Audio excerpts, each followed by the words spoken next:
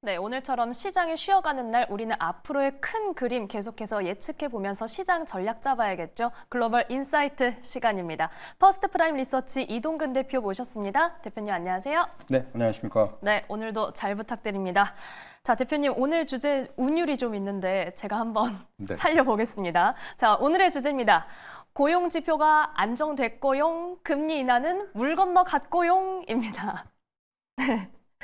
고용을 좀 살려봤는데 우선은 이렇게 너무 웃을 일은 또 아닙니다. 고용 지표가 잘 나와줬습니다. 좀 안정적인 내용이 나와서 지금 금리 인하에 대한 전망이 많이 바뀌고 있는데 우선은 그 전에 저희가 좀 위축됐던 내용부터 살펴볼게요. 제조업 경기를 좀 체크를 해볼 텐데 4개월 연속 위축세가 이어지고 있다. 제조업은 좀 많이 어려운 상황인가요?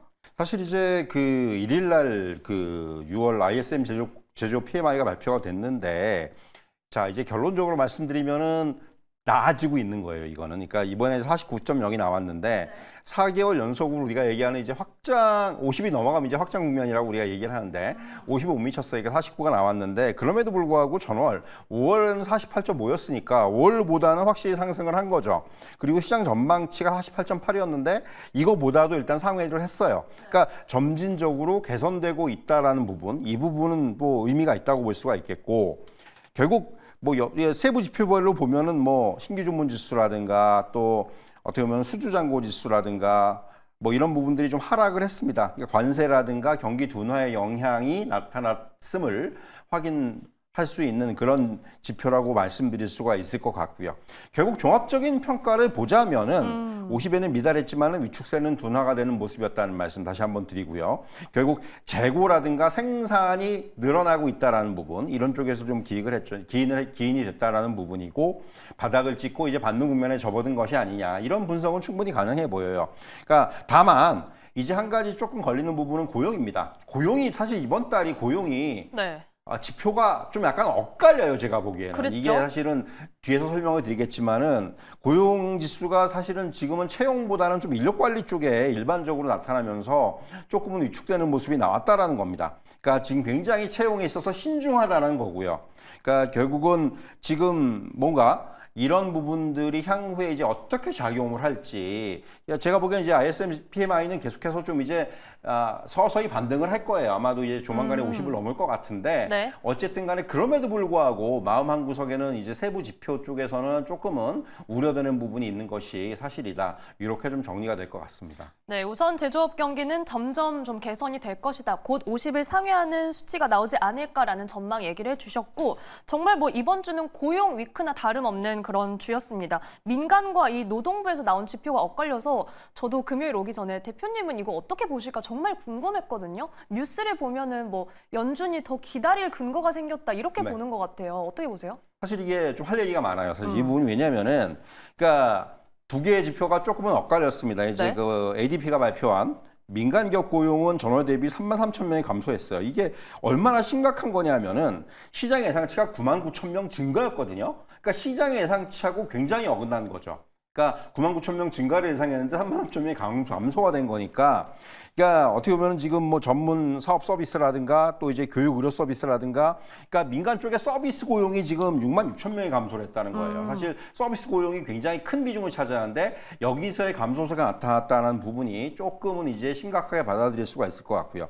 그러니까 이렇게 이제 민간 고용이 예상보다 훨씬 더 안 좋게 나옴에 따라서, 자, 그러면 고용 지표도 안 좋겠구나라고 우리가 예상을 했는데, 그런데 막상 미국 고용은 예상 밖으로 증가를 했다는 거, 실업률도 하락을 했어요. 네. 그러니까 6월 비농업 부문의 고용이 14만 7천 건이 증가를 했습니다. 블룸버그 전망치가 10만 6천 건이었고요. 5월 수치가 14만 4천 건이었으니까 두 개 다 뛰어넘은 거예요. 근데 자, 세부 내용을 보면은 주 정부의 고용이 4만 7천 명 건이 증가했다라는 거예요. 그러니까 우리나라도 그런데 네. 민간 고용과 이제 어떤 관주도의 고용이 있습니다. 근데 우리가 이제 그런 우리가 일자리 창출 뭐 이래가지고 이제 그 정부에서 일자리 주고 하는 것들 있잖아요. 사실 때 그런 것들이 우리가 얘기하는 그렇게 이제 질이 좋지 않은 일자리라는 표현을 우리가 많이 쓰지 않습니까? 네. 미국도 마찬가지예요, 사실 엄밀히 얘기하면. 그러니까 이게 민간 고용이 감소했는데 이렇게 정부 쪽에서 어떤 고용이 늘어나면서 사실 어떻게 보면은 이런 그 헤드라인이 굉장히 개선된 것처럼 나타났다는 얘기죠. 어떻게 보면은. 그러니까 이 부분이 저는 주목을 해야 한다고 생각을 하고요. 네. 실업률도 5월 4.2%, 6월은 4.1%로 하락을 했어요. 그러니까 뭐 지금 지표는 굉장히 좋게 나온 거예요, 사실은. 그러니까 이런 것 때문에 일단 표면적으로는 관세가 지금 관세 폭탄이 던져졌음에도 불구하고 노동시장은 여전히 견조하구나. 이렇게 이제 이런 신호로 해석을 할 수가 있는데 말씀드린 대로 결국은 민간 부문의 부진을 공공 부문이 상쇄하면서 나타난 결과다. 이렇게 한마디로 정리할 수가 있을 것 같고요. 그리고 이제 신규 실업수당 청구 건수도 보면은 예상보다 적었습니다. 23만 3천 건이 나왔는데 예상치가 24만 건이었기 때문에 좀 하회를 했죠. 그런데 신규는 그런데 2주 이상 실업수당을 계속 청구하는, 그러니까 이런 연속. 계속 실업수당 네. 청구 건수는 4년 만에 가장 높아요. 무슨 얘기냐면 이거는 한 번 실업에 빠지면은 일자리 잡기가 쉽지가 않다는 얘기예요. 앞서 제가 민간 쪽에서 지금 채용을 약간 좀 그러니까 채용을 굉장히 지금 인력 관리, 그러니까 신중하게 하는 분위기라는 말씀을 드렸는데 이런 게 연결이 되는 거죠, 그러면. 그러니까 무슨 얘기냐면 지금 역시 민간 쪽에서는 지금 상당히 이런 신규 채용이라든가 이런 부분에 있어서 좀 보수적인 관점으로 접근을 하고 있구나. 이렇게 받아들일 수 있을 것 같고요. 어쨌든 간에 이렇게 고용지표가 잘 나오면서 연준의 7월 금리 인하 기대감은 아주 빠르게 둔화가 되고 있습니다. 그렇죠. 그러니까 CME 패드워치에 따르면은 7월 금리 인하 가능성이 지금 6.7%까지 떨어졌어요. 기존에 23.8%였는데 이제는 뭐 거의 7월 금리 인하는 좀 물 건너간 게 아니냐 이런 분위기고 네. 그리고 이제 9월 금리 동결 가능성이 높아지고 있죠. 9월에도 금리 동결하는 거 아니야라는 생각이 한 30%까지 지금 높아지고 있다라는 거죠.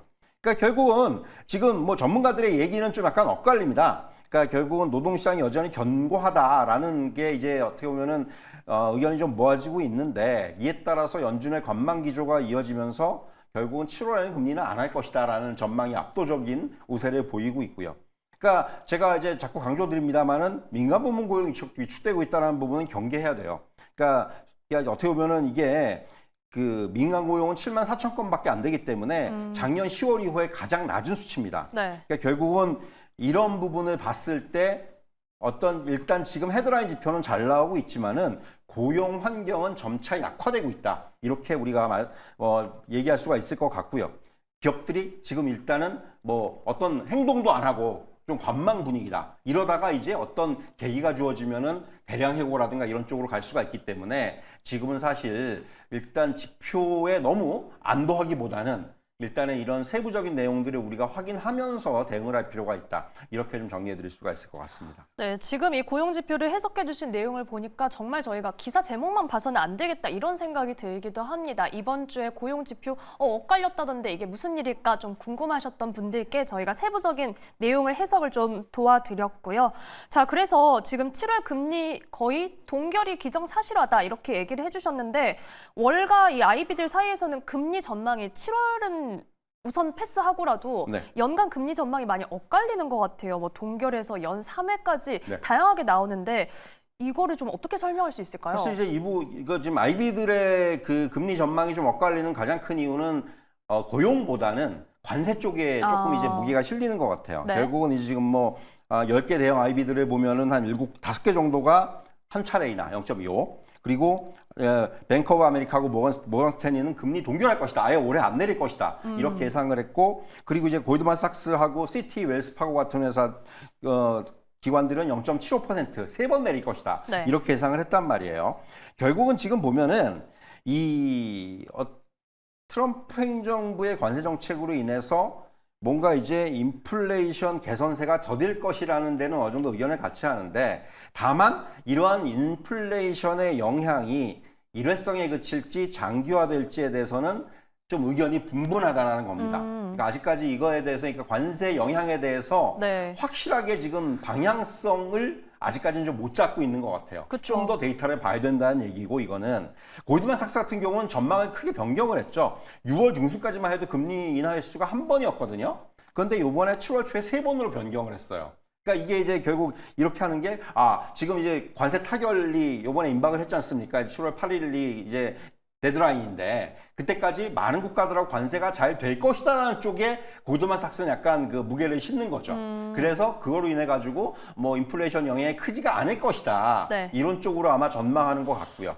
결국은 지금 이렇게 아이비들의 의견이 엇갈릴 수밖에 없는 게 어떻게 보면 지금 그만큼 관세 불확실성이 크다라는 부분을 좀 반증해주는 그러한 결과가 아닌가 이렇게 말씀드릴 수가 있을 것 같고요. 개인적으로는 사실은 뭐 7월 금리 인하는 지금 안 될 것 같은데 9월에는 보험성으로라도 금리 인하를 한 번은 하지 않겠는가 하는 생각이 들거든요. 제 생각은. 사실은 이제 네. 지금 뭐 고용의 이런 세부 데이터들이나 이런 부분도 약간 좀 약화되는 모습이 나오고 있고 경기의 둔화의 모습들이 조금씩 감지가 되고 있기 때문에 연준이 이제 그런 부분들을 어떻게 판단할지는 모르겠지만은 저는 9월 금리 인하 가능성은 상당히 좀 높아졌다. 이런 쪽에 조금 전망을 드리고 싶고요. 그러니까 사실 트럼프 대통령이 지금 계속해서 제롬 파월 연준의장을 압박하는 발언을 이어가고 있어요. 근데 파월 의장을 받아치고 있죠. 그쵸. 이번에 지난주에도 사실은 22 포럼에서 관세가 아니었으면은 금리를 더 낮췄을 것이다. 관세 때문에 못 낮췄다 이거죠. 한마디로 얘기하면. 그러니까 지금 굉장히 이게 팽팽하게 엇갈리고 있는데 결국 뭐 트럼프 대통령이 계속 압박을 가하고 있지만은 연준의 스탠스는 쉽게 바뀌지는 않을 거다. 그러니까 뭐 말씀드렸다시피 고용과 인플레이션이 두 개의 어떤 이 요인을 두고 계속해서 이제 좀 중심을 잡으면서 결국은 금리를 결정하지 않겠는가 이렇게 좀 말씀을 드릴 수가 있을 것 같습니다. 네, 이렇게 저희는 연준의 포지션까지도 좀 전망을 체크를 해봤고요. 아무래도 7월에는 이 FOMC가 뭔가 변수가 되지는 않겠지만 9월 가능성에 대해서는 좀 더 힘을 실어주셨습니다. 자, 오늘 말씀은 여기까지 듣겠습니다. 퍼스트 프라임 리서치 이동근 대표와 함께했습니다. 고맙습니다.